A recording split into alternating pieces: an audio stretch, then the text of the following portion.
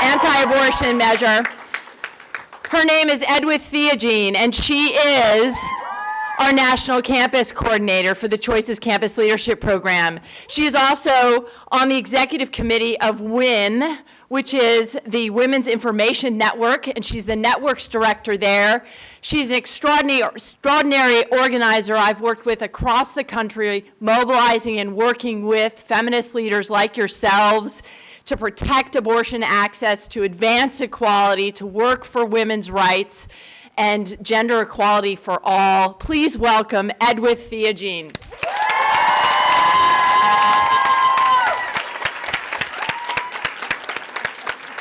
Hello, everybody.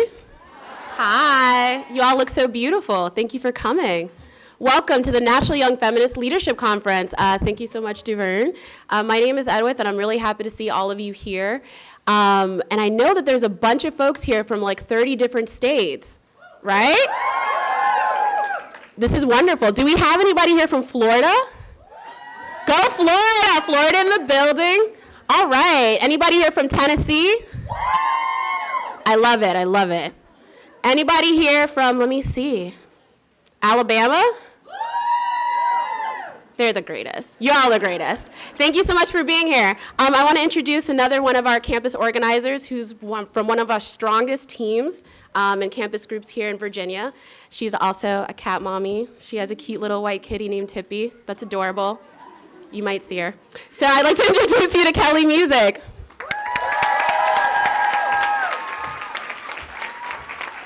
Thank you. Thanks, Edwith. You got about a foot and a half on me. How are y'all doing? Woo! Thank you so much for coming out this morning. I know it's a little bit early. I hope everyone's had some coffee or tea or whatever gets you through the day. I am so excited to be here. Like Edwith said, I am the Mid-Atlantic and Northeast organizer for, the FMF Choices Campus Program. Now I look out at all of your beautiful faces. Do I see some folks from Maryland here?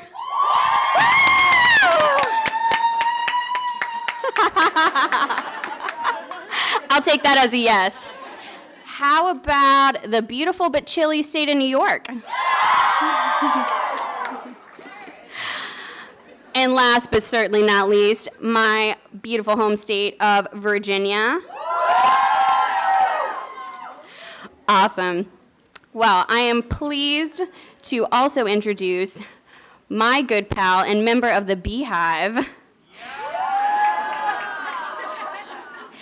Chelsea Yarborough. Give it up, y'all.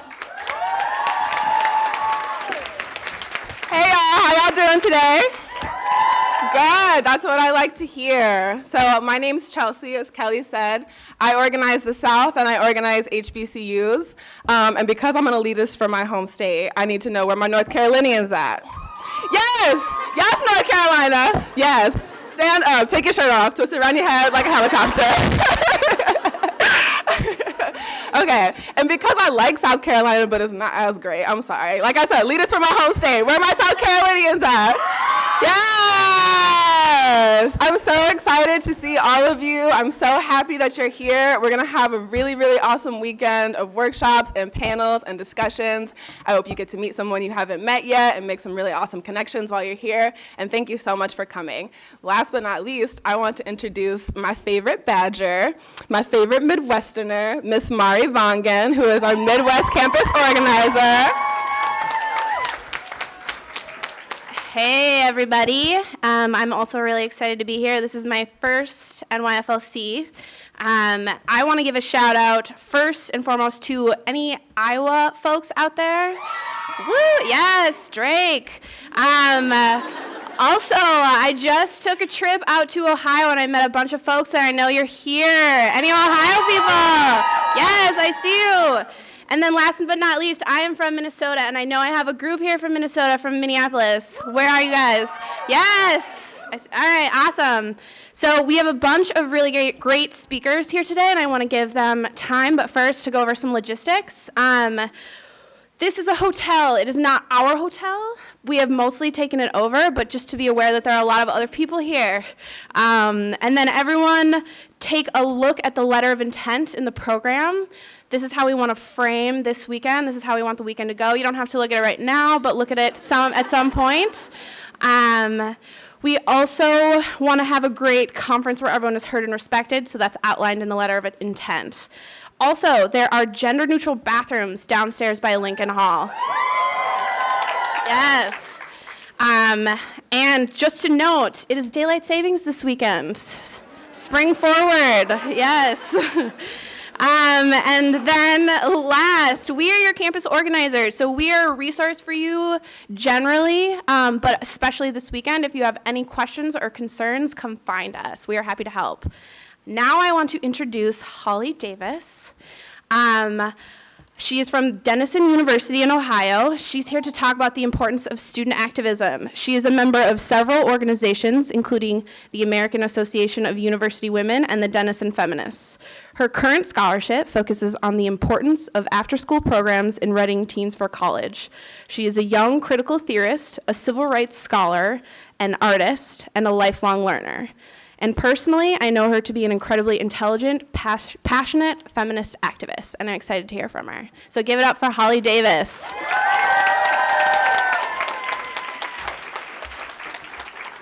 Thank you so much. I am so grateful to be in this space and to feel you guys' energy, and of course, you guys look freaking awesome. So I just want to talk about, I'll start out with talking about being 13, going to my father's political meetings and thinking, I really hope the American dream is true because they are working awfully hard to ensure that it is. But things like colonialism, imperialism, racism, ableism, homophobia, sexism, and environmental degradation had no place in that dream. That makes it a nightmare. Our identities are constructed in relation to these issues, but our identities are plastic. These issues evolve, and so do our perspectives and the way our activism is initiated. In my journey through student activism at Denison University, I've learned a lot, and I want to share some of that with you today. First, activism is messy. For example, I fell out with an organization on campus and unintentionally embarrassed them in the process. I was so shattered, it took me a while to recognize my own mistakes. We were doing our best in an anti-feminist climate. When you are engaged in this type of work, it can be stressful. Abortion access, gun control, these are not simple issues with easy solutions. I've learned, like life, activism is messy, but that does not mean you give up. We can disagree with the feminist movement and still repair the bonds and move forward to build allyship. My second lesson learned is about coalition building. It's important to find your community of like-minded activists.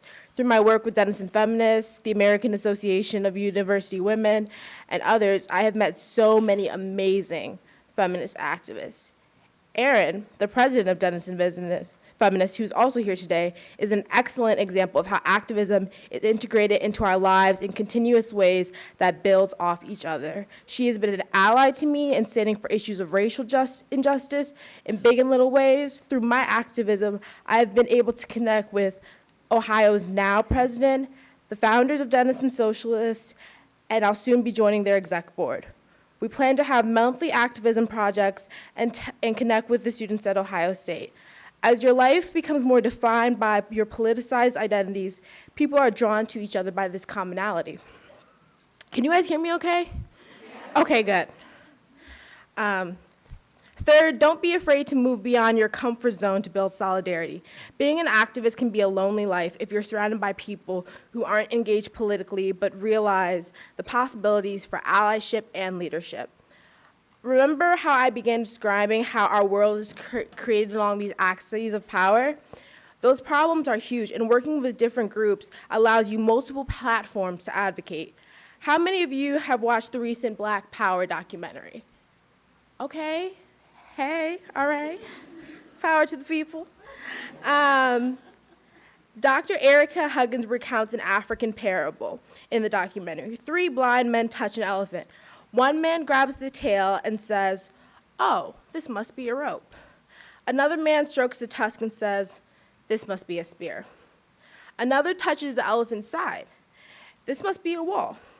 I think is often how we think about activism, because tackling the big picture is impossible individually, but through conferences like these and organizing, we have the ability to inform each other to see the whole picture. An issue I really feel strongly about is getting out the vote. I did some work with getting out the vote initiatives in my hometown of Chicago and registered several hundred people in low-income neighborhoods.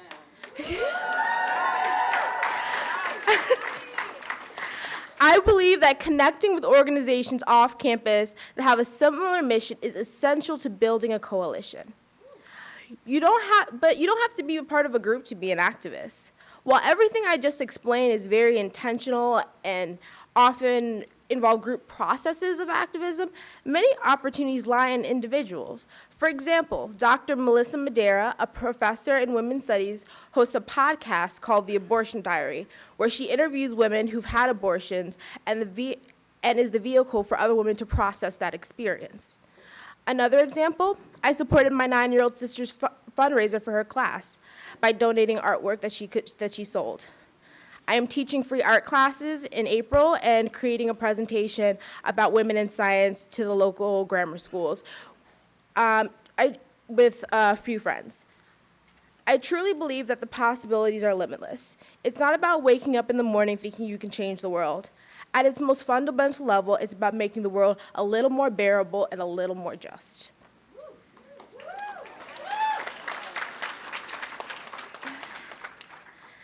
I want to pause before I'm done to ask, what makes you passionate?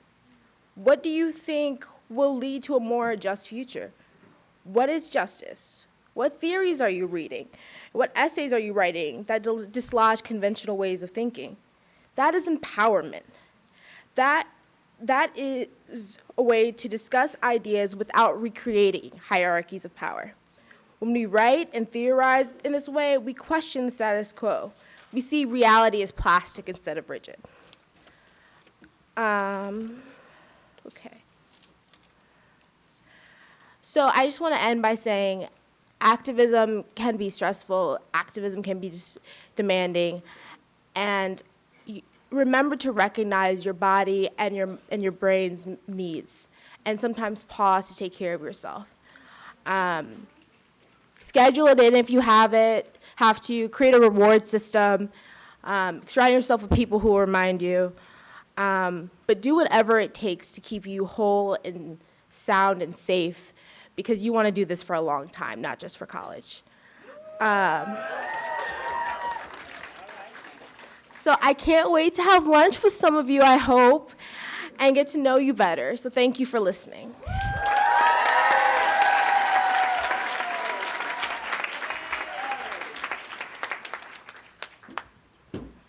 Wow, that was awesome. Thank you so much, Holly. Those are some very important messages. I hope you all took notes and keep them up there.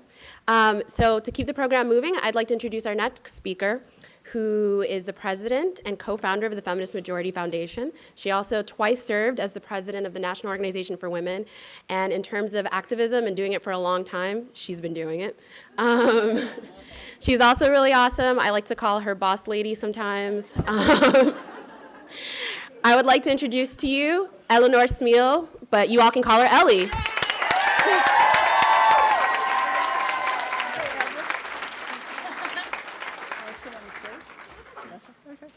Trying to convince her to sit on the stage, but anyway, we have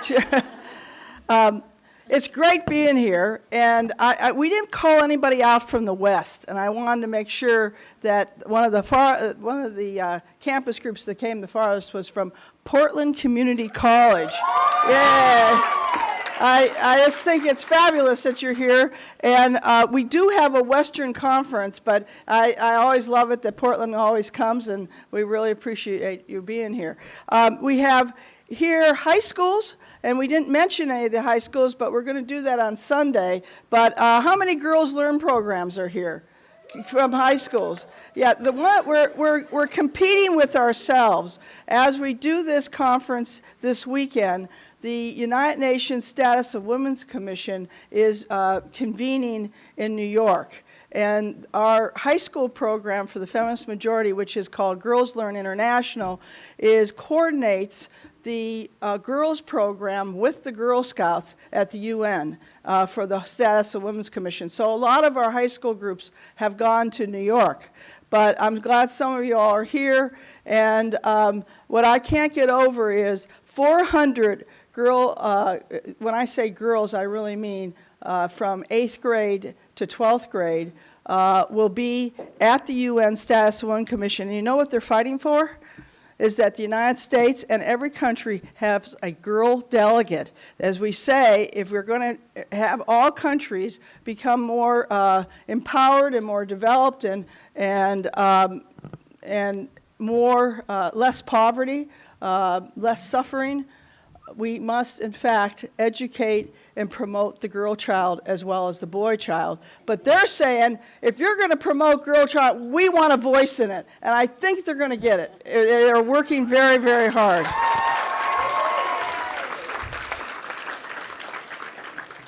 This conference is now in its, I think it's our 12th year, but actually we've been organizing on campuses since the feminist majority started.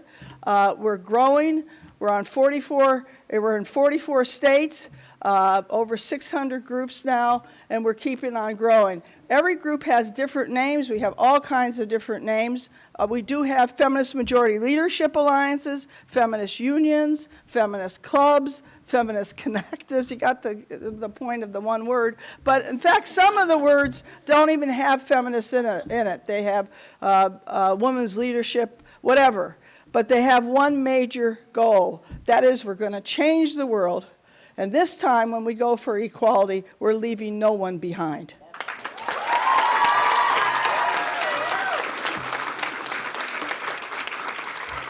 In fact, I'm convinced that this millennial generation is going to see equality if you keep up at the rate you're going.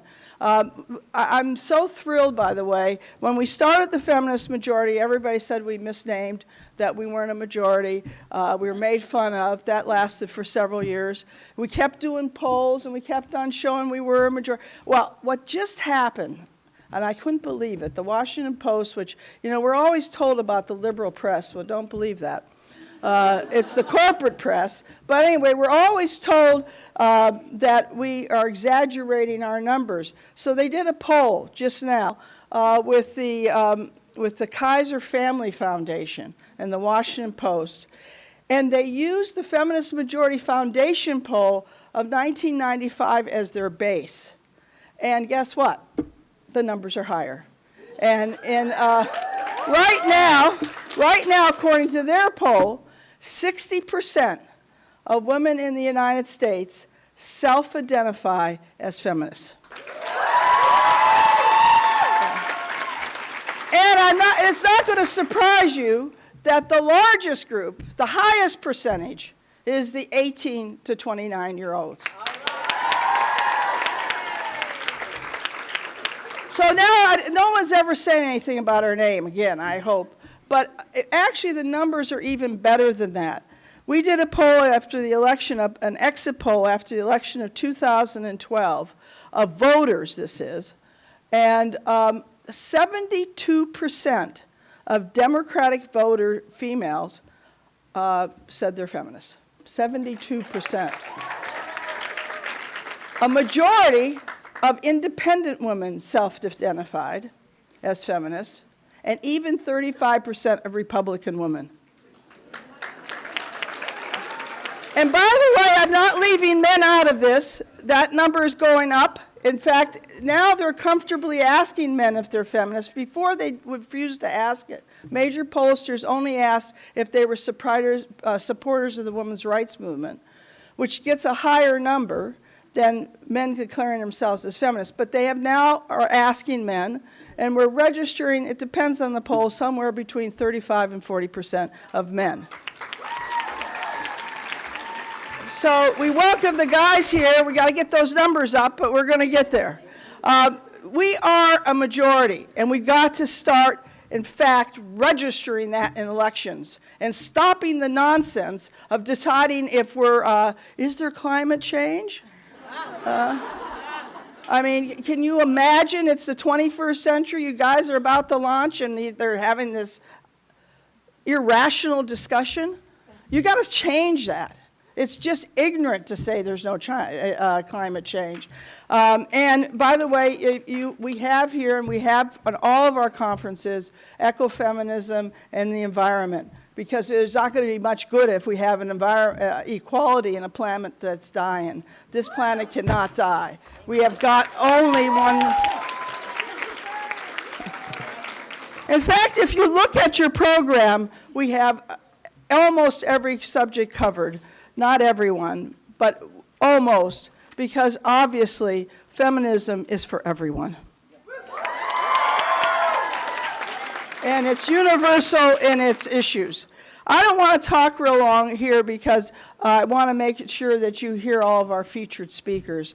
And these women who are about to speak, each in their own right, have done historic work for the women's movement and for our country and for feminism, not just in the United States, but worldwide.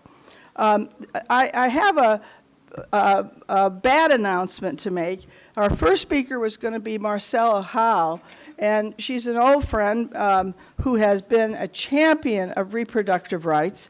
They have just started, and she's the founding and executive director of In Our Own Voices, the National Black Women's Reproductive Justice Agenda. Well, she just called me. I carry a cell with me, especially during a conference, because you get lost even in a building. I don't know.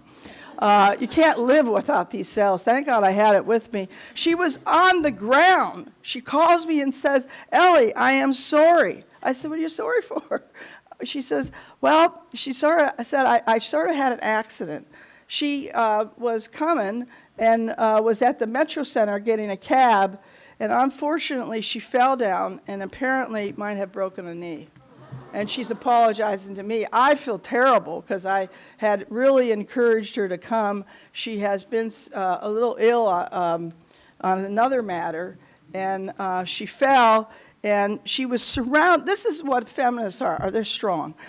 She's surrounded by an emergency squad that's going to take her to the hospital, but she wouldn't let that happen without calling me and telling me that she's sorry that she got hurt. Anyway, I feel terrible about it. I am very excited about her new coalition. It's a coalition of black women's groups, primarily reproductive health, who are demanding that in their own voices they're going to speak for reproductive justices. And they have it's a coalition all over the country. She has just come from their meeting. They now have a huge group. We're going to also have Sister Song here later, which is another coalition, but they're participating in Our Own Voices too. And so anyway, I hope you all sent well thoughts to Marcella, and basically I'm sure she'll be okay, but I do feel terrible about the accident. It's the first time that's ever happened to me, where I've implored someone to come to a speech and they get sick in the process. But anyway, I just wanted to go through that because I think it's so important that we recognize that a large part of the trouble at the clinics, this horrible violence at the clinics, is at clinics that service primarily African American women. It isn't said that much, and it should be said, because you have principally white men harassing African American women going into clinics that is necessary for their health and well-being, and they are acting, it's just an outrage. Marcella has been working on this, and so many African American women have been working on this issue for decades. But I think that it is something that we must bring to the forefront more and more, that this movement of violence at the clinics is attacking women of color first and poor women. Because, in fact, these clinics serve low-income women. And who are the thugs at the clinics? The same kind of right-wing guys who are at these Trump rallies.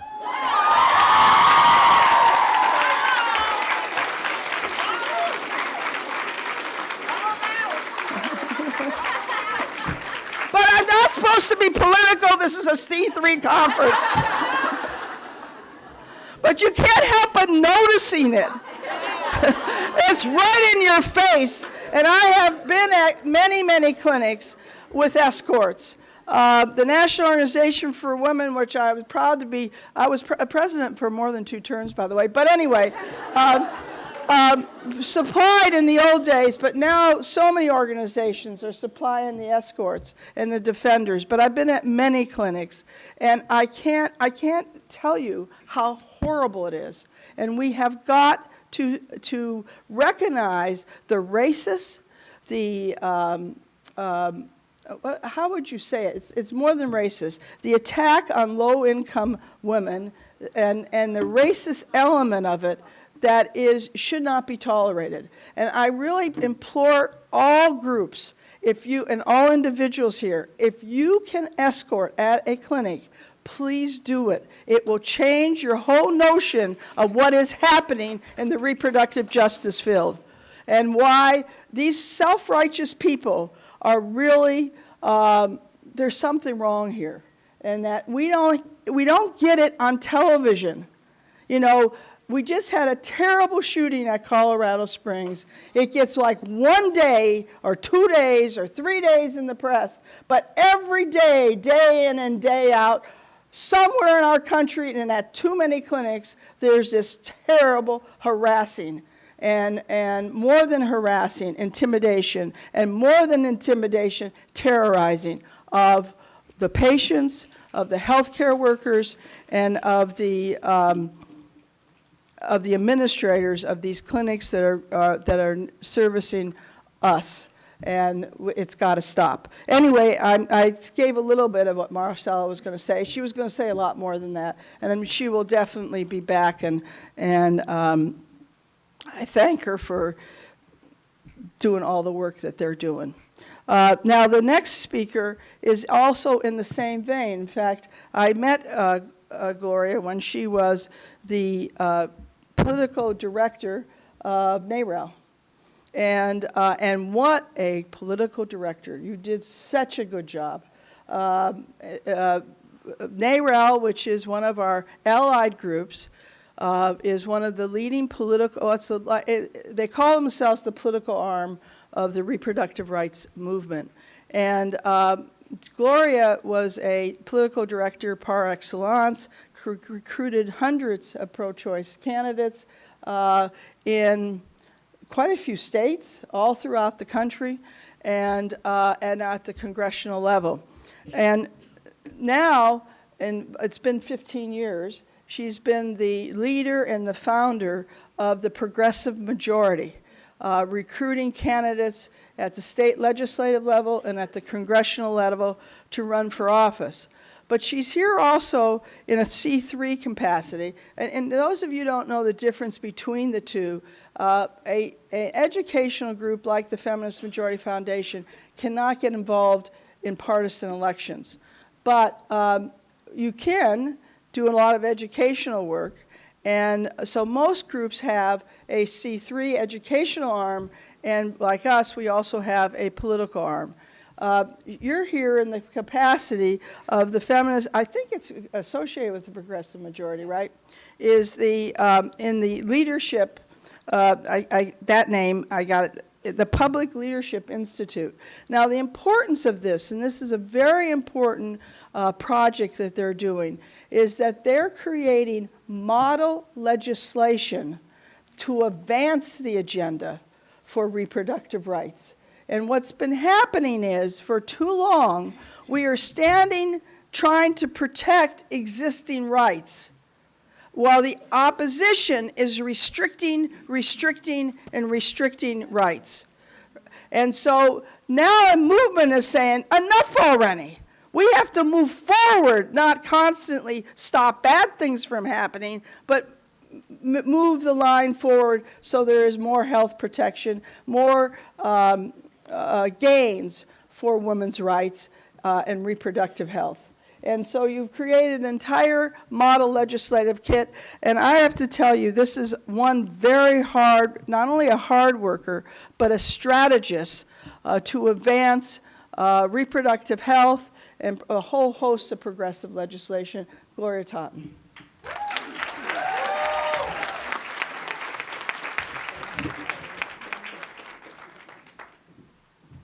Thank you, Ellie. Good morning. I'm kind of cold up here, so I'm going to, if I move around a lot, it's both because I'm excited to be here and I'm cold. So I want to thank Ellie. She has been an idol of mine. I was one of those clinic escort organizers way back in the late 80s, early 90s, when I was in college and was trained by the feminist majority to protect our clinics, and so this is a really special kinship.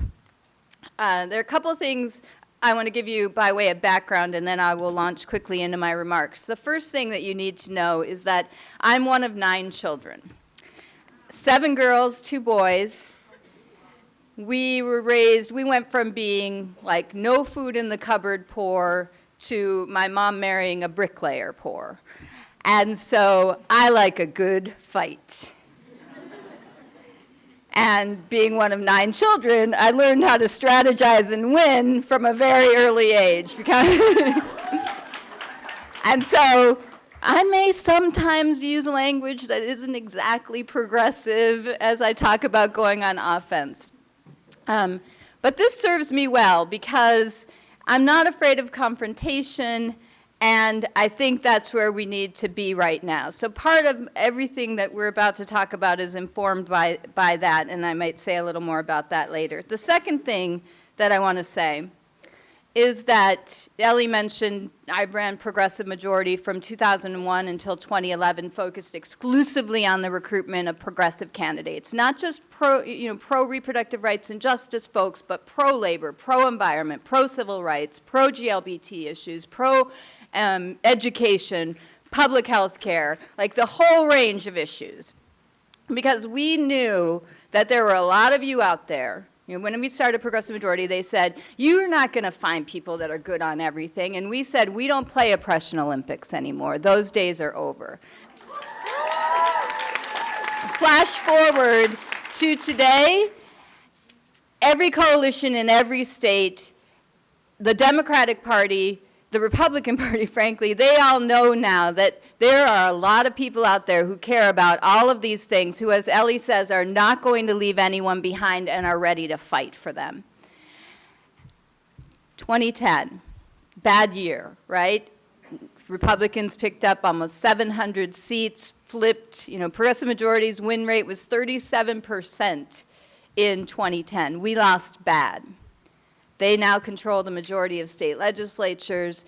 We looked then and said, what are they going to undo that our majorities had done? Like, surely we put progressive majorities in there. What are they going to roll back?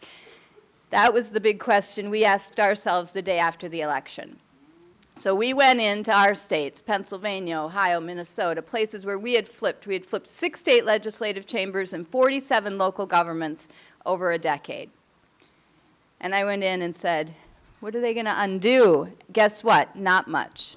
So those of you who live in those states that are now red, well, they weren't exactly blooming for us when they were in Democratic majorities. There is a difference between being a progressive and being a Democrat. And so I was like, well, shit, this isn't very good. I know these people. I recruited some of these people. So we went and we looked at the so-called blue states. We looked at Oregon and, Rhode Island and Vermont and, all of these states where they've been in Maryland, where they've had Democratic control, so-called blue states, and said, well, what did they do? Not much.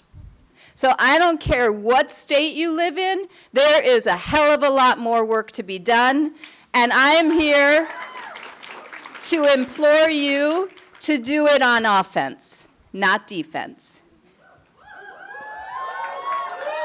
There's a classic saying that's often used in management that says, when you're up to your ass in alligators, it's hard to remember you came here to drain the swamp.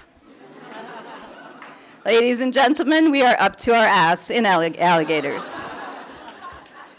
1,074 laws to restrict abortion access have passed since Roe versus Wade. Almost a third of those have passed in the last 5 years. It's accelerating. They're doing more, not less. Our defense is not working because they are doing more, not less.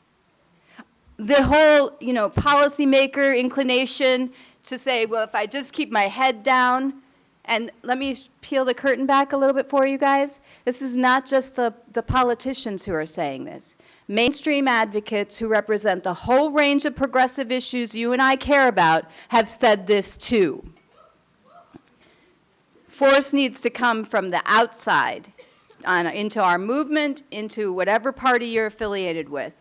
1,074 laws, 288 of those in the last 5 years. 27 states now considered outright hostile to women's right to abortion.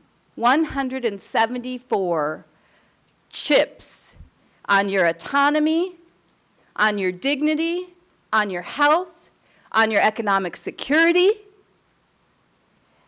everything.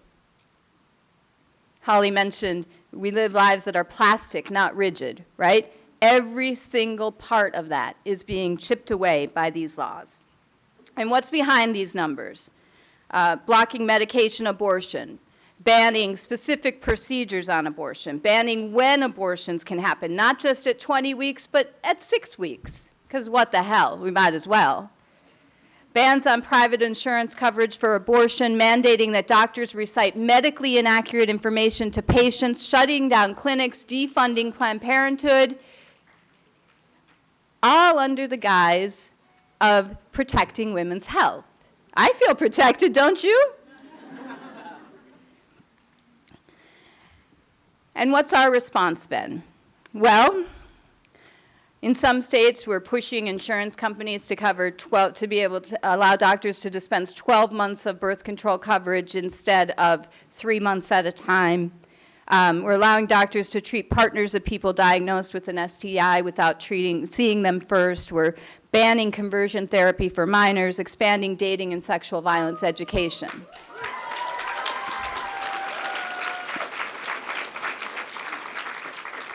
All good things, right? Really, really important things. But I want to note that when they ban procedures, they shut down clinics, they defund Planned Parenthood, they talk about women's health, but they also talk about fetal tissue, dismemberment, Planned Parenthood videos. The conversation is all happening there so that they can do these things that are structural, systemic things. So we all think a lot about structural racism and oppression and gender bias and things in that world, right? Let me tell you what they're doing, and it's true on labor issues, on tort reform, on the environment, tax on the EPA. It's true on every single issue. They are implementing what we call structural reforms, things that will break whole structures. Or if you want to think of it another way, they're twofers or threefers.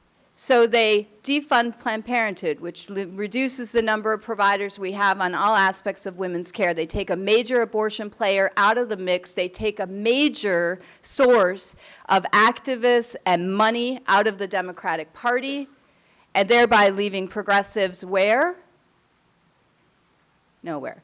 So we need to think much bigger. So, they implement right-to-work laws. We put in 1010. Or the fight for 15, right? We don't restore the working class. We don't have a thing that puts people, like my father is a founder of the Minnesota Bricklayers Union. We're not building that back up. We've got our head down. If we keep it low enough, maybe they won't hit us, and yet the attacks keep coming. And a whole lot of my friends are under the table, quite frankly. Their heads are so low. So that's got to change. So what's the solution? The solution is to go proactive. The solution is to say, if I live in Kansas or Tennessee or Alabama or wherever I live, I'm not going to do just what I think I can get done. I'm going to have the conversation I want to have about empowerment, about rights, about autonomy, dignity, and respect for me and every feminist that I know, every person that I don't know.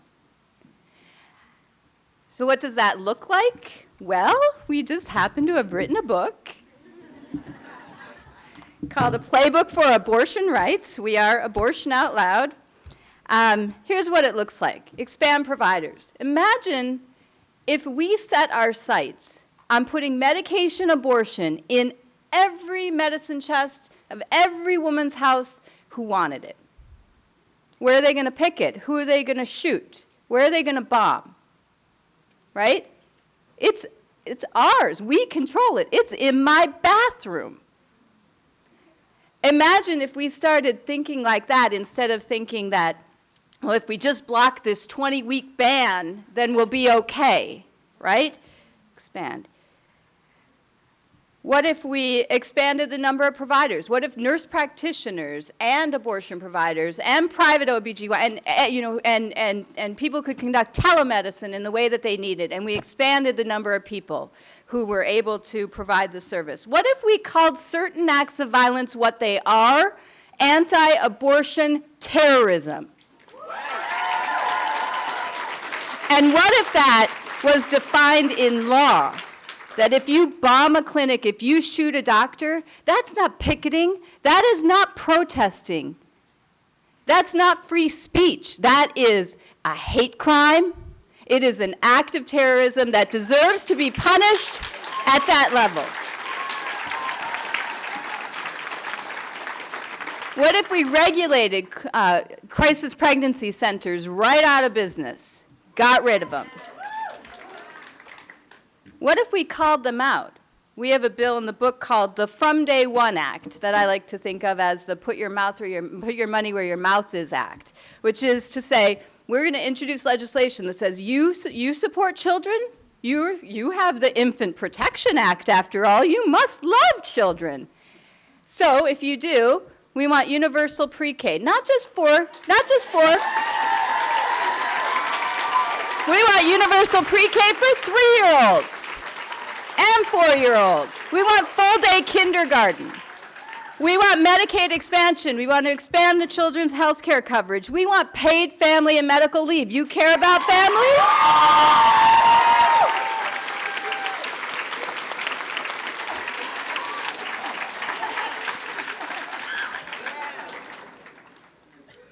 Ellie mentioned the racial undertones or maybe overtones of some of the sex selection language. What if we put a bill in that says if you use racial undertones, anti-immigration language, discriminatory language as you're pushing these bans on abortion in order to cause fear and havoc and perpetuate, because remember, they have to make us all hate each other or they don't win, guys. That's what part of this is about. What if we said that is discrimination? That's covered under our anti-discrimination law. You can't do that. And that was law. That's what a proactive agenda can look like. And I would propose, and we can push these things no matter where we live. Again, they control 32 governors, 30 out of 50 of our state legislatures. They've got total control in 29 states. Some of this stuff isn't going to pass. And you know what I say when people tell me, well, we shouldn't do that, we can't do this proactive thing in my state because they control it? We've got to make unwinnable districts winnable, unwinnable states winnable. We need to be out there. If you can't get a hearing in the committee, then go out on the lawn. But we're not giving you an excuse to not do this. Every legislator in the country, you know, we have in Arizona, it's called the Pizza Caucus. There are so few Democrats in Arizona that they can share a pizza, right? And you know, and they introduced 8 proactive bills in 2016.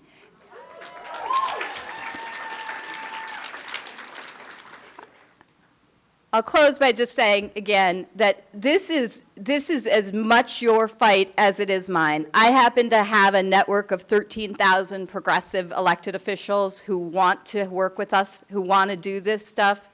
We work within a movement that is moving in this direction, but it is not going to happen without the energy and the vigor and the resolute organizing that you all bring to this. Young people have been the heart of every social change movement in this country, from the women's right to vote to the civil rights marches and changes to everything. And we need you now more than ever. Those of us who are on the so-called inside can only do so much if you are not on the outside pushing in, pushing us to get out from under that table, to rise up and to drive the offense and to drain that swamp. Thank you.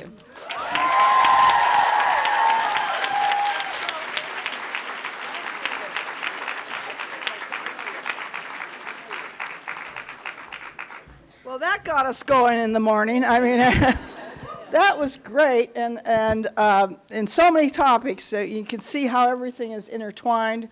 Nothing is really, we're all in this together. That's the reality, and your strategies help. And by the way, she's brought books, and we'll have the first here, but we can get more, I'm sure, because basically we've been on the defense too long. And we do have solutions. We have got to start presenting them with vigor. You know, the reality is when we were a total minority, we were introducing more and causing people to think. We have got to make them think, and we have got to introduce more change. And don't get discouraged by vote counts, because they change as public opinion changes. And that is reality. But if you only deal with what is bad, no one knows the good that could happen. And so anyway, I really salute your model legislation and your approach. Now we're going to switch gears a little bit to a group that is, I think many of you in this room know what autostraddle is. And yeah, I had to write it down, I have to tell you the truth. Carmen is my educator on this. Carmen Rios is she still works with the Feminist Majority, but she was our communications associate, director, I don't know. We don't do much with titles. But anyway, she was indispensable for our social media and for all things computer. And has now gone out on her own, but is also helping us at the same time. But actually, forget the Feminist Majority Foundation identification. All through this, she has been the feminist editor for Autostraddle, and I'm writing this down, the most popular world online publication focused on LGBTQ women. And her everyday feminism or feminist editing, she does a lot with policy issues, and doesn't step back. In other words, it's not just cultural; it's also on policy issues that are important to all of us.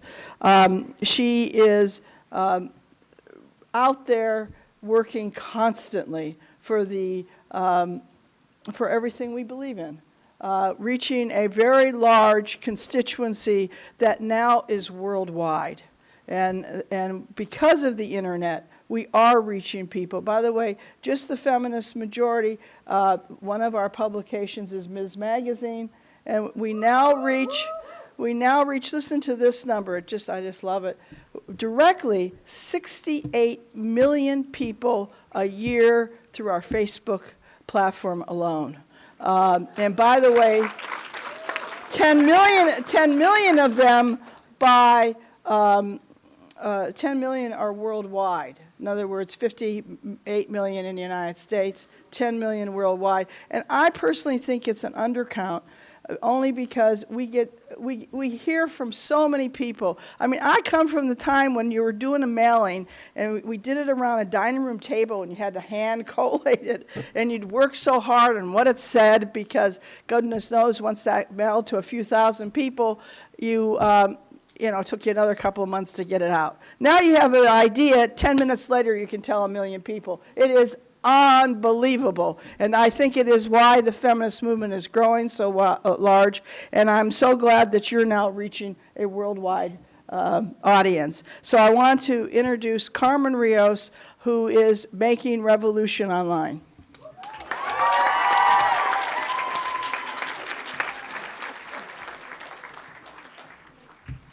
Oh, man. I think it's really unfair that I was asked to follow Gloria's speech. But I'm really happy to be here today. I have been to so many of these conferences and helped put them together, but I have never spoken at a General Assembly, so I'm also deeply honored to be here. But I want to talk to you a little bit today about a solution, a proactive solution. So let me just get right to the point. LGBTQ liberation is a journey that we have hardly even started. Now, don't get me wrong, I was really excited, just as excited as the rest of the world, when Love won at the Supreme Court. There were victory donuts at the FMF office. It was amazing. But the work is far from over. Laws disguising anti-LGBT discrimination as religious freedom are gaining footing.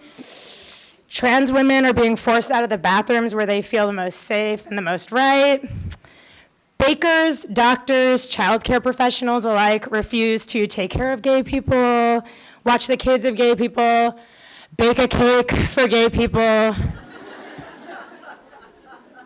It's like they literally will not let us eat cake. And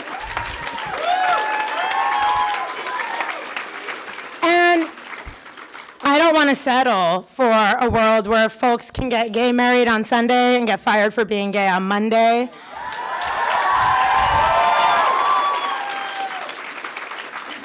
I don't want to settle for a world where trans women have to fight tooth and nail to have their gender identity legally recognized, widely respected, culturally understood.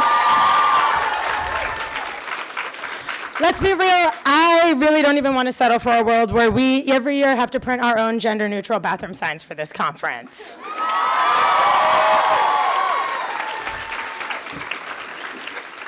Instead, I want to live in a world where queer and trans folks, and especially queer and trans women and gender nonconforming people, have equality under the law.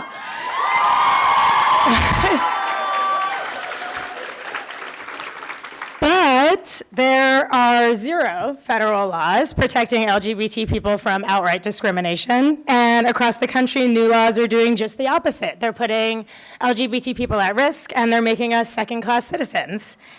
And it goes without saying that the LGBTQ movement is powerful. And if people like us, people like the people in this room, our allies all around the world, came together again and again for the rights of queer and trans women, men, and gender nonconforming folks, we will win again and again and again.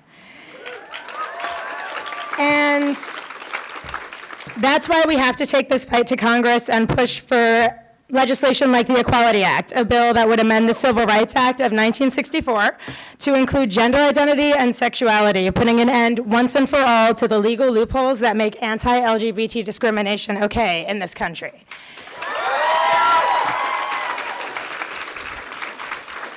Which you can do in the Action Center, which is located in the lobby right up there. The Equality Act has 174 co-sponsors in the House and 40 in the Senate.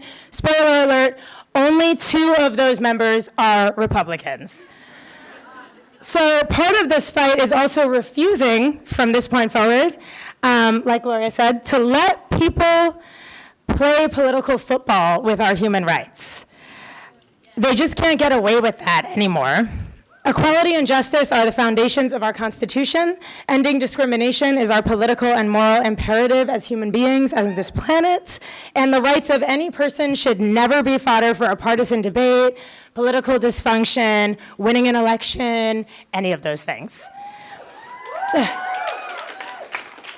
Now, I know that our current political climate can make victories like these seem like fantasies, but we can do this. We have done this. We can get this done. We can build the world that we came here to envision, to this conference, to this movement, one fight at a time.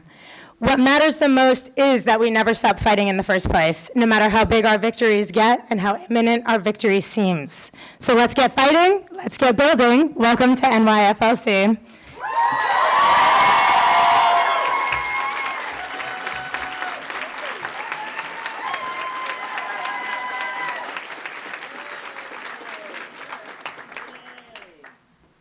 Wonderful. Okay, we're getting warmed up and warmed up. And can you believe it? One of them is freezing and the other one is always hot. I don't know. So anyway, the room isn't that cold, but anyway. But Carmen always is in Florida, and the rest of us are really working to stay. We feel like we're up north. I don't know. Anyway. The next speaker is a person who has been fighting for civil rights as long as I can remember. 25 years, the head of the Lawyers Committee for Civil Rights under the law. And as a leader in the civil rights movement, she has been making history decade after decade. The Civil Rights Act of 1991, she helped lead the fight for it, which extended benefits. And frankly, this is a case, the Civil Rights Act of 1991, where we lost the Anita Hill struggle. This is sort of ancient history to y'all. But Clarence Thomas was seated on the court, despite the allegations of Anita Hill, which we were wearing buttons at that time. Trust Anita. I believe in Anita. But you made something out of it, and all of us did, but you were certainly one of the leaders of, we amended the Civil Rights Act. The Civil Rights Act of 91. A lot of people could not understand why Anita Hill never reported what happened to her at the time. But at the time, if she had reported the sex discrimination, there was no remedy really in the law, which people do not understand. Even to this day, discrimination on the basis of sex does not have the same remedy under the law as it does for race. And so basically, we took this bad happening for civil rights, in our opinion, and made it we amended the law so that you could get reimbursed, is what I should say, for prior discrimination. In other words, we improved it, and we got in there punitive damages for the first time. Before, you could get remedial damages. In other words, if you were fired or something, you could get paid for, monetary damages. But this added punitive damages to it, because she was not fired, but she was treated with sexual harassment, so you can get punitive damages. But you can fix this for me, not being a lawyer, but I'm trying to do it. But anyway, there's a catch to it that people don't realize. There is a cap on it for sex discrimination. And believe me, that cap makes it so you can't get lawyers to defend you, because it costs more to fight for your rights than you're going to get in punitive damages, and they knew that when they put the cap in.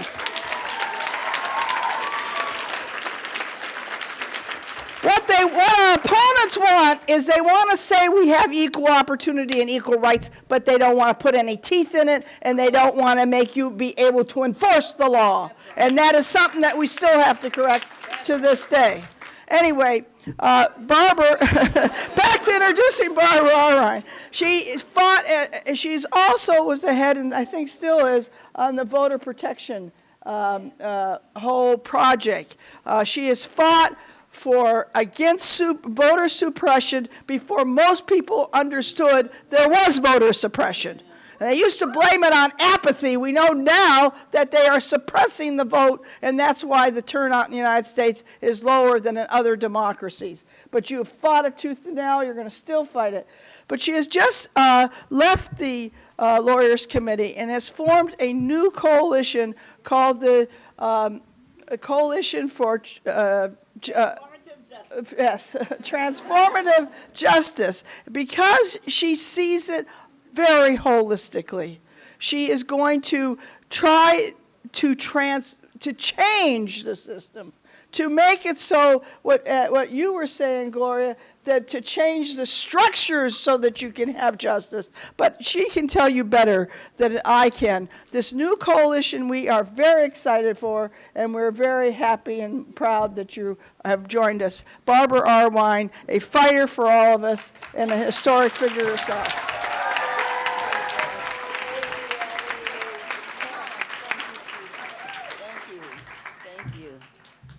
Good morning. Wow. First of all, thanks, Ellie, always. And I have to say that it is always wonderful any morning when you walk into a hotel and one of the first people you see is the amazing, incredible, lifetime follower, already has changed history in every book. Just amazing. Dolores Hertha. I was just so amazed to see you. It's just always moving to be in your presence, and Ellie just lights me up. I mean, I see her, and I'm like, where are we going to go fight? I'm ready.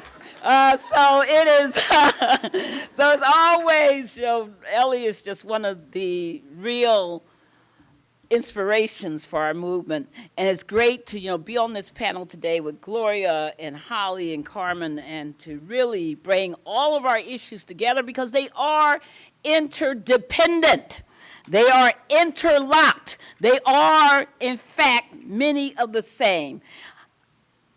Most people don't know this, but Gloria, I come from a family of 12. There were 12 of us, 6 girls, 6 boys. I was the first girl after 3 brothers. Lord have mercy. I grew up thinking that my name was that girl. They made me a feminist, let me assure you. Heading up the Transformative Justice Coalition is really different. Having inherited an organization that was created in the 60s, and now creating a 21st century civil rights organization, totally different, right? Totally different world. And learning how to do things so differently in the work that we do. So we are a racial, gender, and economic justice organization. I am the radio host of Igniting Change. It comes on every Tuesdays from noon to 1 p.m. And oh boy, are we making some difference in what we talk about on that radio show. Let me tell you, there's nothing in the world. There are 2 things that are just critical. One is always, there's nothing more beautiful, nothing more powerful than an idea. The beauty of thought, the creativity, the innovation that people bring into space is always critical. And that's what's so beautiful about the speakers that we've been listening to today. And also the second thing is communications. If people don't know about it, it doesn't exist. So it's so important that we use our abilities to be spokespeople, to put out newsletters, to be on social media, to do anything that we can to communicate these incredible ideas and ways that people can make change. It's how we can ignite change so that we can inspire action. These are the things that we have to be about, because what's missing so dramatically in our society is the content of our ideas. are thinking. So I want to talk about, what we do in this time. Every week I'm a commentator on News One with Roland Martin. Yesterday we talked about Trump. And we were talking about, both the, the coy kind of, flirtation, the coy opening the door for racism that is in his campaign and so many others. And we also talked about, what's been happening with demonstrators at these elections. But didn't Chicago show you how to turn that around? They said no more victims, so that we will show what's being done. And what I loved about the Chicago demonstration, if you saw it, was that it was multiracial, multi-generational, and it was people from all walks of life. It was absolutely beautiful. And that's because of the incredible work of so many groups, including Black Youth Project 100 and Charlene Carruthers and all of those amazing activists.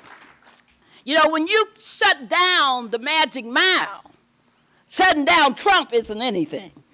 You see, the work that they've done has done it. But on the show yesterday, I was on with 4 men. Oh, Lordy, have mercy. And the men, they were being men. Just talking all over me, doing everything they could. I was just like, really?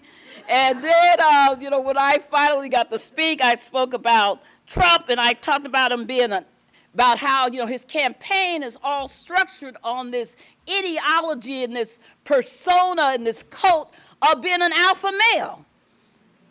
It is. It's all about, being an alpha male, about being the most macho of everybody. He's going to beat everybody up. ISIS, he's going to punch everybody in the face. He's going to, do all of this, all this macho stuff. And when I said that, the men on the panel were looking at me like, crazy. But anyway, but that's why it's so important that we're there. I was one woman, but hey, I made sure they heard me. So, so, because Brokaw and Brian Williams and Anderson Cooper, they're not talking about any of that. So we have to talk about it. We got to make it known. You see, in creating the space that women need, creating the space that all of us need in all of our many manifestations of identity and aspiration, we got to create space that is ours. So we need to own the White House. I mean, let's just face it. We need to own the Senate. We need to own the House. It makes zero sense that after International Women's Day, that anybody's talking about women as being a minority. We are a majority, and we need to have the control that majority gives us. You see, I thought it was very interesting when Kimberly Crenshaw and Lisa Lynn and all of us went into, when we all went into the White House to complain about my brother's keeper because there was nothing for, women and girls and anything, that we also raised with them, what happened to LGBTQ? What are you guys, how did they take the L out of it? Because if you had looked at the program, you will see there's no L. All of a sudden, lesbian didn't exist anymore. And we said, what happened to that?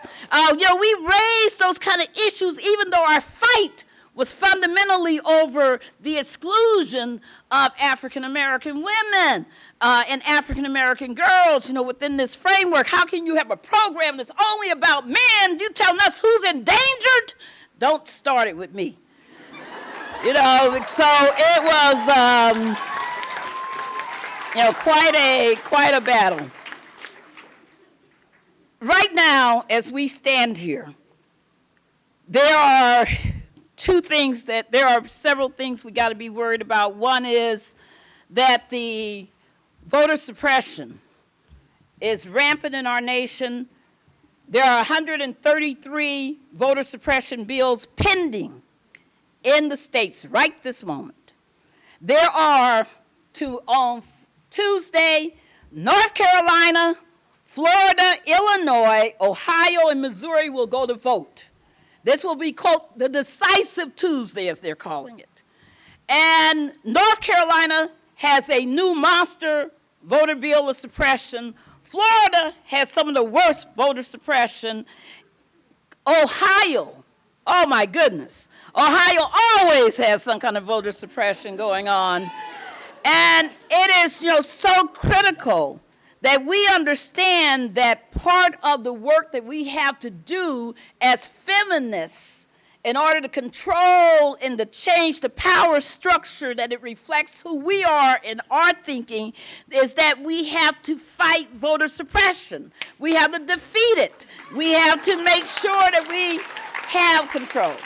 So, I have a lot of respect for the women and all the leaders in the House, in the legislature in Maryland, because Maryland just overrode the veto by Governor Hogan, and this coming election cycle, for the first time, 40,000 men and women and everyone who has been barred from voting because they were formerly incarcerated and had been told that they could not vote until they finished parole or probation, they now can get out of jail and just go and register and vote.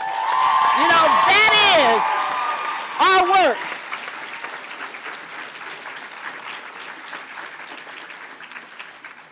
One of the fights that we have to have nationwide is that there's another reform that is critical.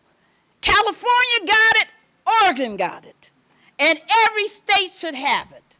And that's called automatic voter registration. So that when you turn 18, you don't have to do a thing. You become automatically registered and you get your voting card in the mail. So all of this nonsense about voter ID and and you got to register and go through, find a registration person. And in fact, did you guys know that 3 weeks ago that in Wisconsin they had what's called the 2 a.m. ambush? In Wisconsin, at 2 a.m. in the morning, the legislature passed a new law that reduced the number of registrars in the state. That's how determined they are to control and to exclude us. So one of the things that we have to understand is that automatic voter registration is not just a good thing, it's a necessary thing. It's something we got to fight for in every single state and nationally. And, there are 300 voter reform pieces of legislation pending right now, and we got to make it happen. We got to expand early voting. It's a tragedy that North Carolina today, early voting ends at 1 o'clock. In North Carolina, you used to have take your souls to the polls Sunday registration. Early voting. And it's gone now because this is part of that restriction. You know what else we need to own, everyone? And here's part I want to give somebody out there. A new role. You know what else we need to own? We need to own midterms. Because if we don't vote midterms, we can't win. And the problem is that midterm voting, because there's no head of the party, all the stations aren't interested because it's not about presidencies, etc. People don't even know the midterm elections are happening. They don't understand what's at stake. They don't know what's happening. Then you have these off-year elections that are insane. All of the other problems because people never hear about the off-year elections, but that's how you get a Ferguson. That's how you end up with the problems in Flint, etc. So it's really, really important that we own those elections, that we create the mechanisms to be there always. The last thing I want to, talk about is, you won't be surprised, say her name. You see,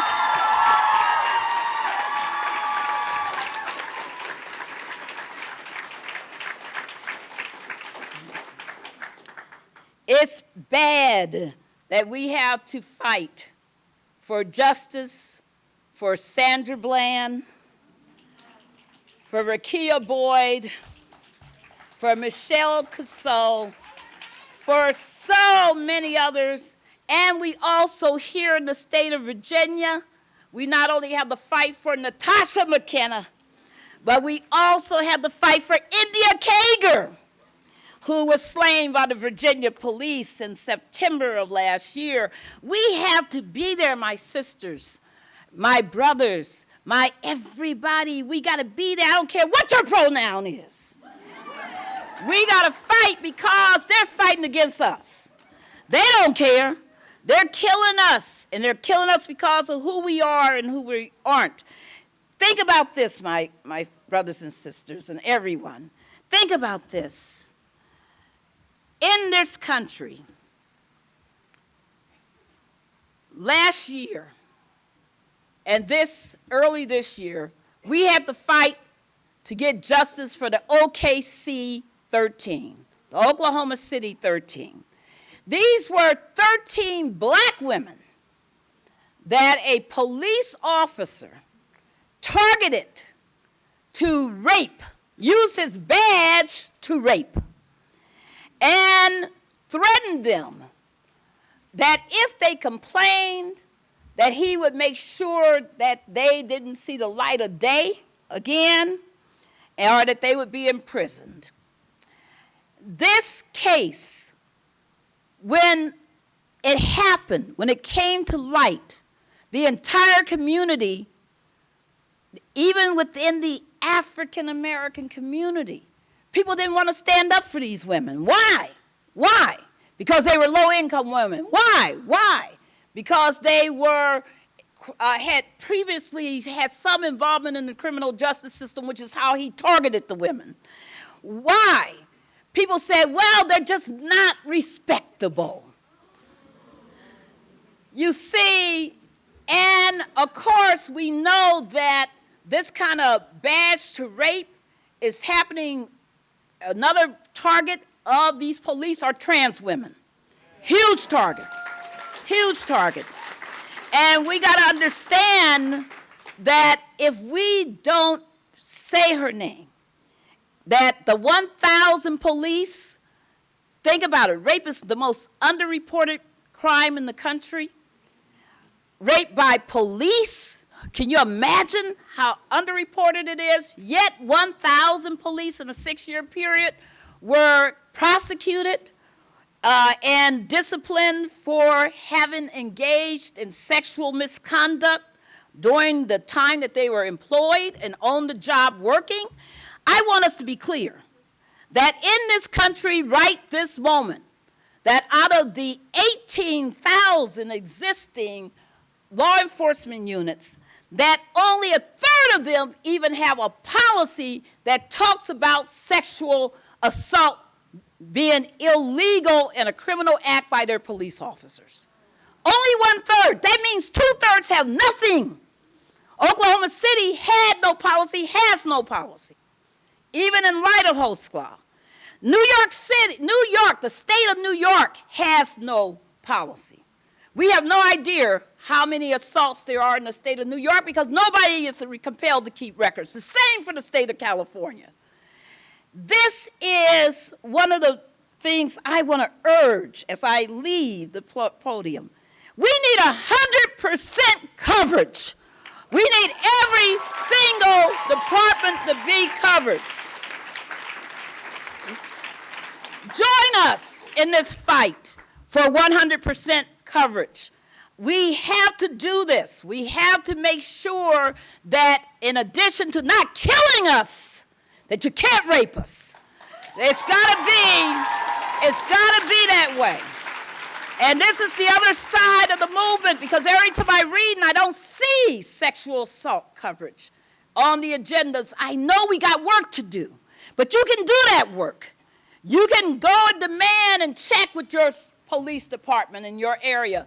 Do they have a policy? You can go to the Human Rights Commission and demand that they put a policy into effect. After the two police officers have just been found just been indicted for 20 years of raping women while they were on duty. They were partners in rape. In California, the Los Angeles City Human Rights Commission now is having a hearing and a set of work to create a policy. These are the things that we got to do. I'm not even going to talk about a black woman Supreme Court justice.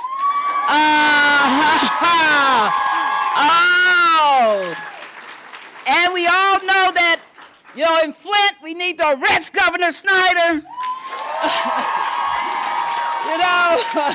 There's so much more we could talk about, but but don't forget, I'm always dropping knowledge on Facebook at Barbara Irvine, and I'm raising hell, absolute hell on Twitter at Barb73. Thank you so much. Love you, my sister. Love you, love you, love you.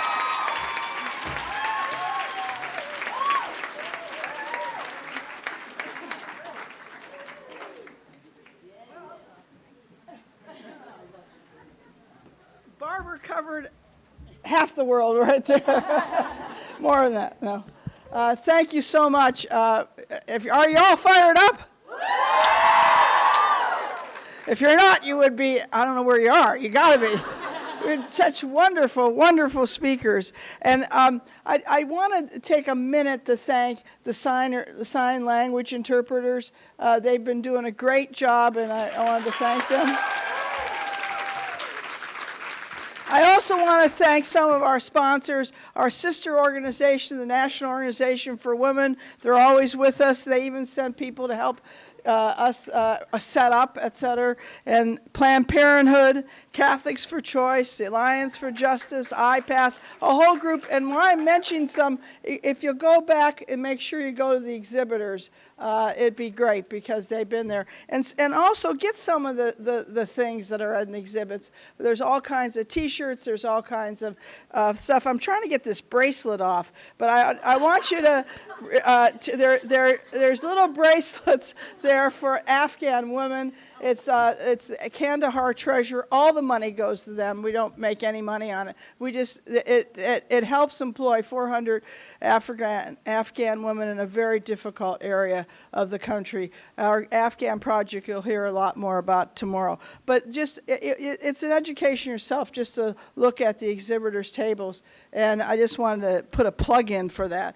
And now we go to our wrap-up speaker, and we purposely put her here because she'll fire you up and in a way that only she can do. Dolores Huerta has been with the Feminist Majority Foundation, I think, since we started. She's been our board. She's herself a figure that has made history in our country in many, many ways. A founder of the United Farm Workers, working for better conditions for farm workers, but frankly fighting pesticides, fighting all the for safety in our food.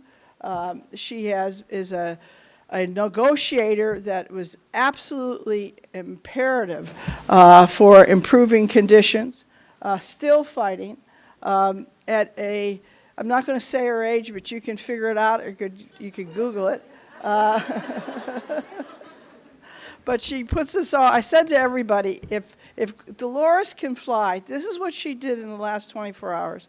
She just flew from Miami, where she was participating in a presidential election campaign.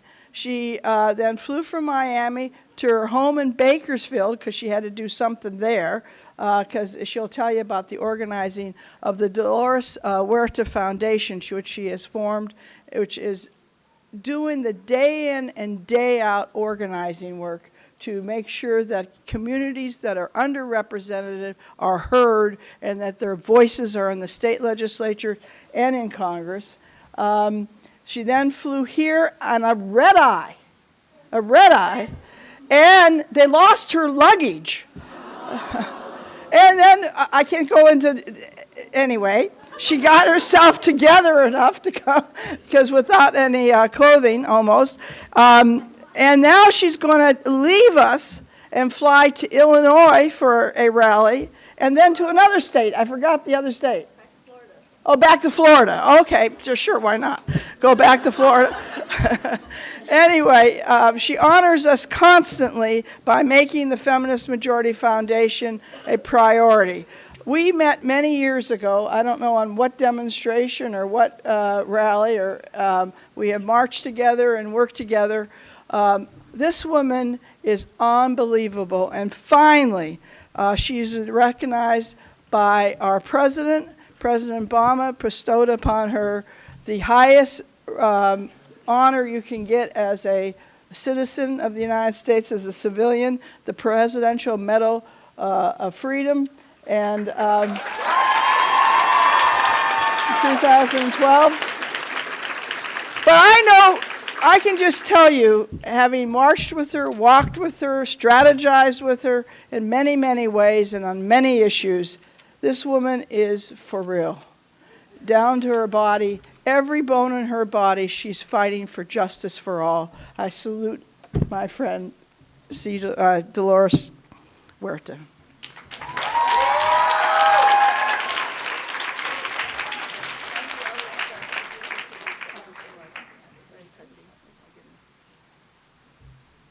Well, are we having a good time? Why don't we all stand up for a quick minute, okay? I know that you've been sitting for a long time and just kind of like, let's shake it around a little bit, okay? Shake it around a little bit, okay? We got to shake up the system, right?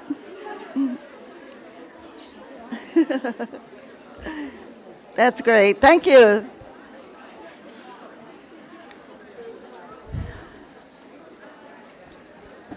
You know, as we have heard from all of our wonderful, wonderful speakers, goodness, this is such a great lineup. It's so informative.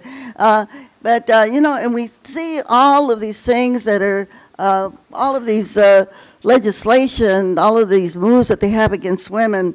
And I know it makes us feel like, you know, like we're really, there's a war on women, right? There is a war on women.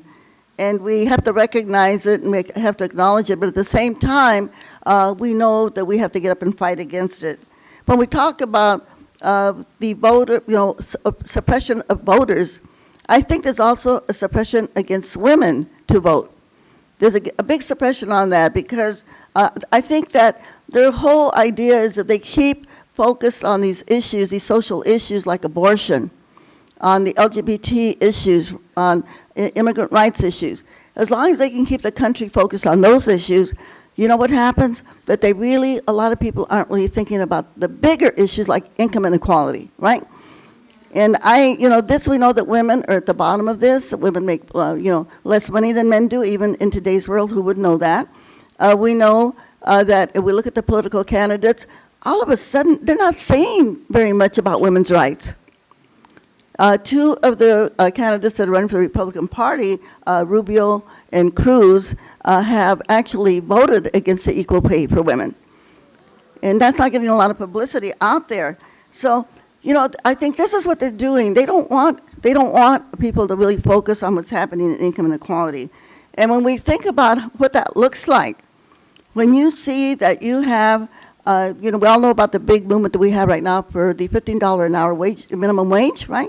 And we have all of these fast food workers and other people that are doing these wildcat strikes and demonstrations to raise the minimum wage to $15 an hour.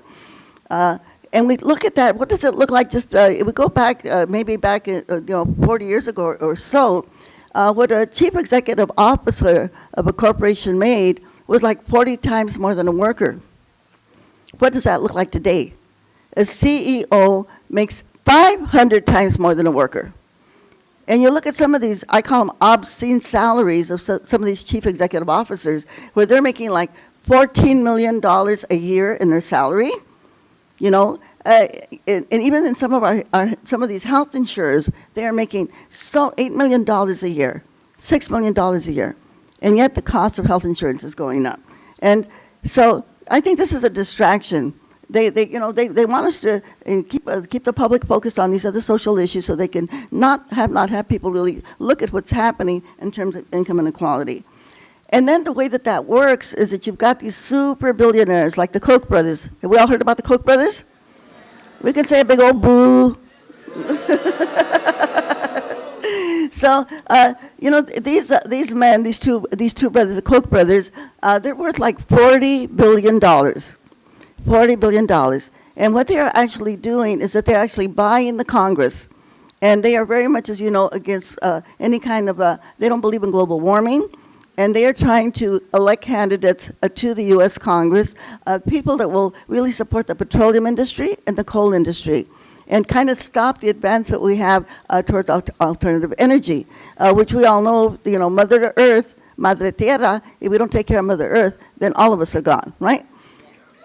But these men are doing, and in addition to that, they are putting in millions of dollars into the Latino community with an organization called Libre. And so those of you that are from the Southwest need to know about this organization because they're doing citizenship classes, they're doing services, they're doing voter registration, of course, and then also they're doing work on any kind of citizenship classes. Basically, to kind of win the trust of the Latino community so they will vote against their own interests, basically. That's exactly what they're doing. And a lot of people think they're a good organization, but they're not. They are funded by the Koch brothers. And there's another organization that you need to vote. They have a saying in Spanish, El diablo nunca duerme. What does that mean? The devil never sleeps. The devil never sleeps. And this is another organization called ALEX. And what they do is they go around from state to state introducing anti-abortion legislation. They introduce legislation on against immigrant rights, and they go from state to state, and they, against civil rights, they go on suppression of voters, and they're very successful at it because they have been able to get, as was mentioned earlier, a lot of the legislation that was referred to earlier has been pushed by this group called ALEX. So when we think of all of these really powerful organizations that are out there against us, then we have to think about how can we counter all of this. And I was really happy that we started the conversation by Ms. Davis when we talk about activism. I mean, this is actually the way that we have to counter this, and also with knowledge, so that we're kind of informed on the issues. While they have been successful in introducing this legislation, I have to just say that the feminist majority has been also very successful on defeating part of this legislation. In Albuquerque, New Mexico, a couple of years ago, they had a very anti-abortion piece of legislation that they introduced into Albuquerque, New Mexico. And they said, oh, this is going to be easy. A group from Kansas came in there into Albuquerque. You have 50% of the city of Albuquerque is Latino. It's a very strong Catholic organization. And guess what happened? We were able to defeat that legislation by 10 points, okay? 10 points. And who did that? It was the campus organizations, the feminist majority, together with Planned Parenthood and NARAL. We all got together, and we were able to defeat that legislation. Look what happened in Colorado. The same thing happened in Colorado in the last general election in 2014. Again, now the legislation that they had in Colorado was so onerous that if a woman had a miscarriage, you would be investigated to see if you had had an abortion, a planned abortion. Again, the campus organizations, the feminist majority went out there, and they went to all of the towns throughout Colorado, and again, they defeated that. Even though the Democratic Party lost some of their major elections, like the Senate race and some of the congressional races, the women, and especially the young women, went out there and they organized, they mobilized, and they were able to defeat that legislation. So we know that we do have that power to do that. One of the things, of course, that we, in terms of the Latino community, is that we are very concerned about the whole immigration issue. And this is one place, actually, where all of us can really get in there and help on that issue. And sometimes it seems a little complicated, but basically, when we talk about immigration, all we have to say to folks, hey, if you're not Native American, your people came from somewhere, right?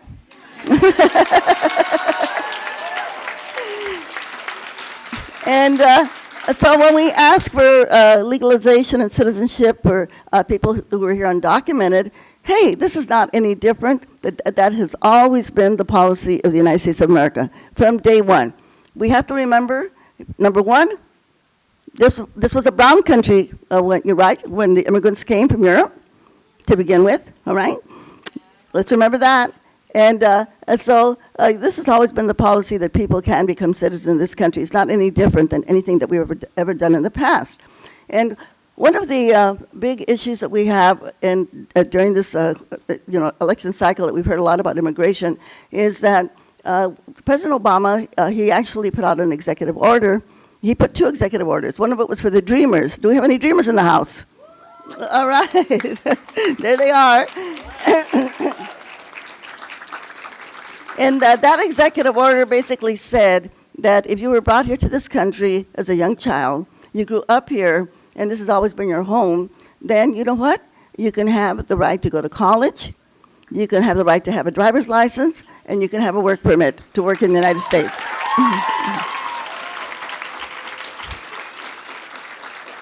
And then President Obama put out another executive order, and this one was for the parents of children who are citizens of the United States, because so many families have been, they have been torn apart by deportations.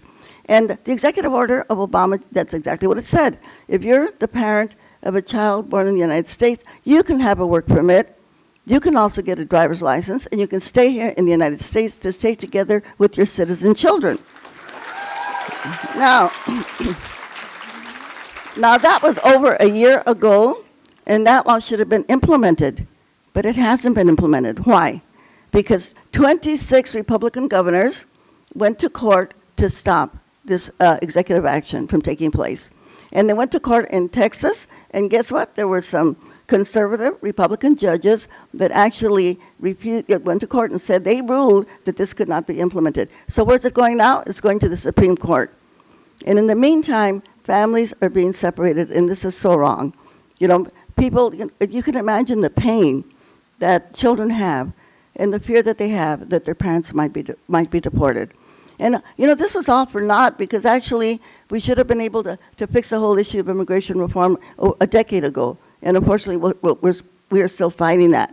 And so one of the things that you can do in terms of your political activism is just, send an email to your local senator and tell them, please help us fight for immigration reform.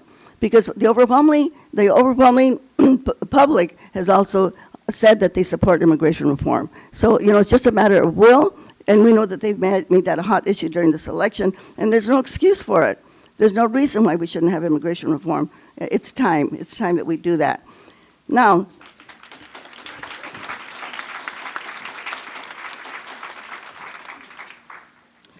the other thing that we have to think about is the privatization issue.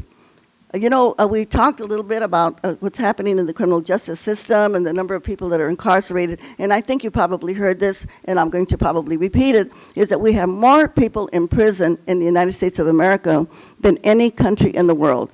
And when we think of countries like India or China, their populations are billions of people, yet we have more people in prison in the United States than those huge, huge countries. And who are the people in prison? It's black, it's brown, and it's poor white. And the other thing that we have to think about, that the prisons are actually privatized. Yes. The prisons are privatized. That means that they are making money off of the bodies of our young people, especially our young people. And in fact, when we think about the whole attack against immigrants that come into this country, and by the way, it is not a really criminal act to cross the border. It's a civil violation. And so people shouldn't have to be put in prison because they crossed the border without documents. That is totally wrong. And then the privatization of the prisons, this is something that we've got to work against, because it's our tax dollars, really going towards keeping more and more people in prison. And there's another big issue, the privatization of our school systems. This is something else that is very, very scary. And this is happening all over the country. And where did this come from? It came from Wall Street. It came from these big, super wealthy funds. And why do they want to privatize education? Because they want all of those tax dollars to go into their pockets, basically. There is, jillions of dollars that are spent on our educational system, and they want to privatize that. And what do they do when they privatize it? Then they're going to pick and choose. On these charter schools that they have, they're going to try to get the best people. Now, I'm not saying that all charter schools are bad, but there's a lot of them that are not giving our kids a quality education. And I can say that from my own personal experience in our own communities, where we have, for instance, one of the charter schools that they have there is being financed by very wealthy agricultural interests, the same people that give millions of dollars to these private schools that are preaching anti-gay and anti-choice curriculum to their students. So these are very scary things that we have to think about and things that are happening in our community. And when we talk about the presidential elections and we talk about all these other things that are important to us, and again, thank you, Barbara, for mentioning it, we have to think about what's happening at the local level, okay? We have to think about who is on the school board, who's on the city council, who are our state representatives. And it's important that we think about how are we going to get ourselves elected to those boards. Yes. Now we know because of Citizens United, the Supreme Court decision that gives the corporations unlimited, they can give unlimited amounts of money to be able to get people elected. People like the Koch brothers. And so that makes it very hard for ordinary citizens like ourselves to get ourselves elected. So one of the big things that we have to put on our laundry list of issues that we have to work for is public campaign finance reform. Public campaign finance reform. With my foundation, the Dolores Huerta Foundation, we have actually, this is really interesting. In the work that we do, we organize at the grassroots level. The way Cesar Chavez and I organize the Farm Workers Union. We do it through house meetings, a few people at a time. And we have been able to get our own people elected to office. So we have a farm worker woman, her name is Leticia Prado. This woman can barely speak English, but she has gotten herself elected to 2 different boards. She's on... I'm just going to give her as an example, a limited English. She demanded translation in every single meeting into Spanish. And what she did when she got on the school board, they were going to end the breakfast program for the farm worker children. Well, guess what happened? She got rid of the superintendent, right? And they kept the farm worker program. Then she got herself elected, the same person in a different district got herself elected to the Public Utilities Water Board. As soon as she got elected, she started looking at all the records, going back to all the minutes, and she found out that the manager that they had just hired for that water board had actually been fired from another district for embezzlement. So she got him out of there really, really quick. Then she went into looking at all of the records, of the financial records, and found out there was $200,000 missing. So where did that money go, right? Well, she dug it out, and she found where the money went and brought the person to task. And not only that, but we were able to get the state to audit that water board, okay? So these are like ordinary people. They passed a bond issue to build a gymnasium for their middle school, going door to door, registering people to vote, getting the people out to vote. And the reason I say this is because we have people like Leticia and her sidekick, who happens to be a maid in a hotel, that now sit on these boards. I think that kind of gives us the inspiration that we need. And sometimes we feel, and I know when you're out there organizing on your campuses, sometimes you might feel kind of alone and you've got to get out there and organize more people. But just remember this, it always just takes the militant few. It takes the militant few to get something started and just keep on, talking to people in these small meetings to get them on your side. And that's the way that we can build this movement that we need. And we know that things are going to get really, really ugly. They already are. Women are being attacked. And so we really got to get that sense of our own power. And when we hear the panelists like here today, then I think that gives us a sense of the power that we need and not to be afraid to go out there and to confront it. And just kind of remind everybody, and we were talking about this morning, remind everybody that everything in this world came from the body of a woman, right? Yeah.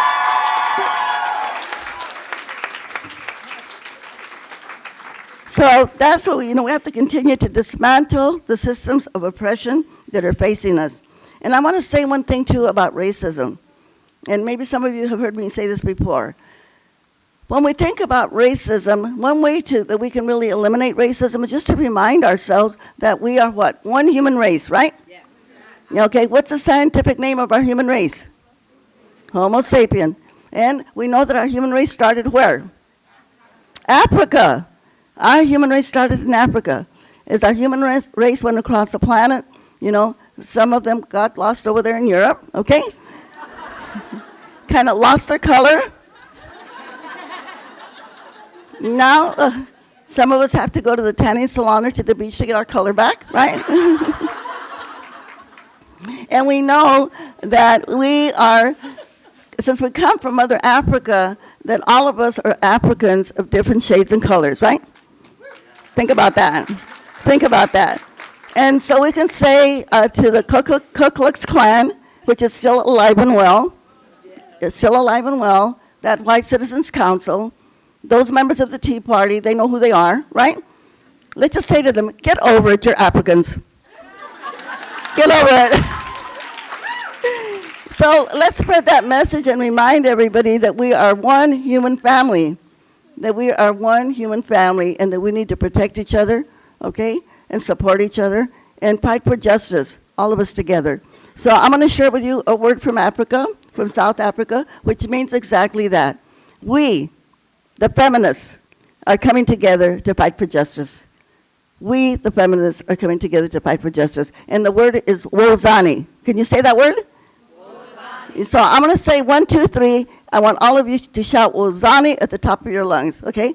I'm going to say 1, 2, 3, shout wozani, okay? 1, 2, 3, wozani! Awesome. Then I'm going to say, ask you to do one other thing. I'm going to ask you who's got the power. We got the power. But I want you to shout it out really, really loud. And when I say what kind of power, you're going to say feminist power, right? All right, let's go. Who's got the power? We got the power. What kind of power? Feminist power. Now I'm going to say that one more time, but this time I want you to say voting power. Because it is not enough for us to vote as individuals. Each one of us has got to go out there and get at least 10, 20, 30, 40 people to vote. We have really, really important elections that are going to be coming up in the primaries for some of your states, in the general election in November. So we've got to make sure we've got to put our tennis shoes on, or I don't know if they say that anymore, tennis shoes. I'm really dated, huh? But anyway, we have to put on our walking shoes out there. We got to knock on the doors. And please, I call that organizing 101. Because when you go door to door and you talk to people on your campuses and you are, talking to them, convincing them why they need to vote, and and if they don't take your message, don't get mad at them, okay? Yeah, just they're not ready yet, but keep working on them, because we know that we, the feminist movement, that we actually have the power to win these next elections. And we've got to go out there and organize all those other people to make them understand that elections matter. That, we're going to need a Supreme Court justice, right? That is going to vote to protect Roe versus Wade. That is going to protect labor unions. That is going to protect immigrant rights, okay? So everything is hanging on these next elections. So we've got to work as hard as we possibly can. So this time I'm going to say who's got the power. Let's say feminist power. What kind of power? Voting power, all right? Who's got the power? Feminist power. What kind of power? Voting power. Who's got the power? Feminist power. Okay, what kind of power? Voting power. And then we're going to say, can we go out there? Can we do it? Can we make it happen? Can we bring justice to our country, to our societies? Let's wait. And we're going to say it in Spanish, okay? We're going to say it in Spanish, and we're going to say, yes, we can, and in Spanish, it's sí se puede. All right, let's go. An organized hand clap. Okay, unified hand clap, feminist hand clap. Let's go. Sí se puede.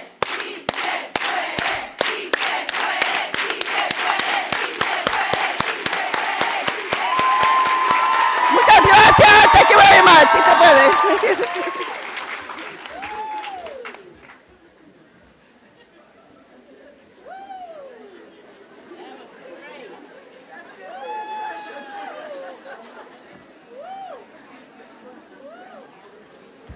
All right, everybody, let's give another round of applause for our amazing panel.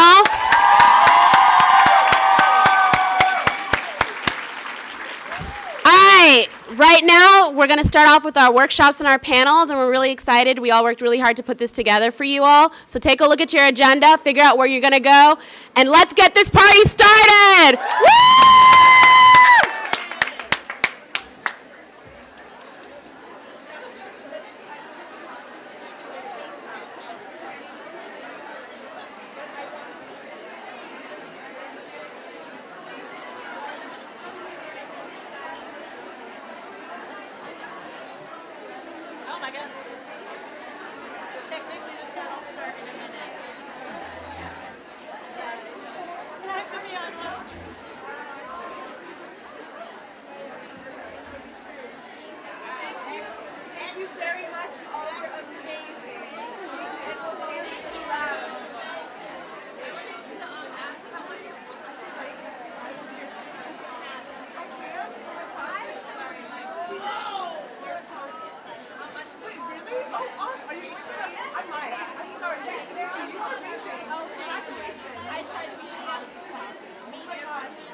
I'm so happy to be here.